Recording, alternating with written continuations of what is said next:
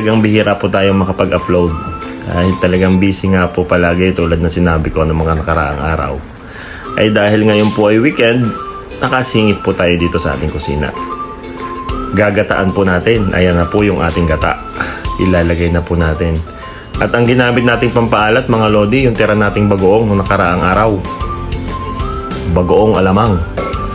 At titikman na nga po natin mga lodi. Ayan po, tapos na ang ating simpleng ulam. Maraming salamat po mga lodi sa inyong panonood. Sana po ako inyong patuloy na suportahan. Ingat po kayo palagi and God bless po. Sinsay na po kayo at tayo kakain na. Luto na rin po yung ating sinaing. Bye-bye! And that's it for today's Daily Bug by Batangueño Romantico. If you want to see more of our daily content, please hit the like and subscribe button and don't forget to hit the notification bell for more upcoming videos.